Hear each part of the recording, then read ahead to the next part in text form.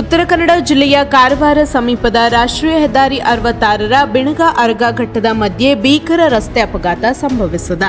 ಮಾಹಿತಿಯ ಪ್ರಕಾರ ಕಾರವಾರ ಕಡೆಯಿಂದ ಬರುತ್ತಿದ್ದ ಕಂಟೈನರ್ ಚಾಲಕ ಕುಡಿದ ಮತ್ತಿನಲ್ಲಿ ಅಡ್ಡಾದಿಡ್ಡಿಯಾಗಿ ವಾಹನ ಚಲಾಯಿಸುತ್ತಿದ್ದ ಎಂದು ಹೇಳಲಾಗುತ್ತಿದೆ.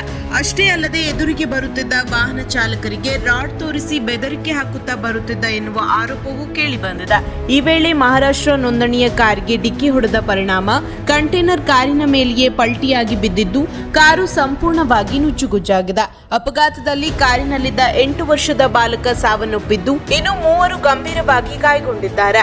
ಗಾಯಾಳುಗಳನ್ನು ತಕ್ಷಣ ಕಾರವಾರ ಜಿಲ್ಲಾ ಆಸ್ಪತ್ರೆಗೆ ದಾಖಲಿಸಿ ಚಿಕಿತ್ಸೆ ನೀಡಲಾಗುತ್ತಿದೆ. ಘಟನೆಯ ಮಾಹಿತಿ ತಿಳಿಯುತ್ತಿದ್ದಂತೆ ಸ್ಥಳೀಯರು ಮತ್ತು ವಾಹನ ಚಾಲಕರು ಸ್ಥಳಕ್ಕೆ ಧಾವಿಸಿದ್ದು, ಕೆಲ ಕಾಲ ರಾಷ್ಟ್ರೀಯ ಹೆದ್ದಾರಿ 66ರಲ್ಲಿ ವಾಹನ ಸಂಚಾರಕ್ಕೆ ಅಡಚಣೆ ಉಂಟಾಯಿತು.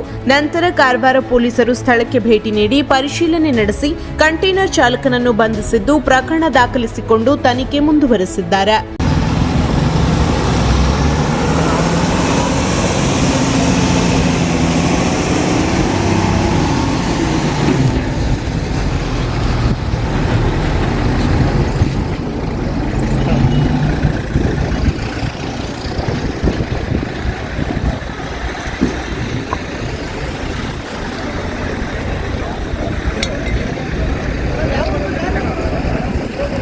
जाके देखोगे ना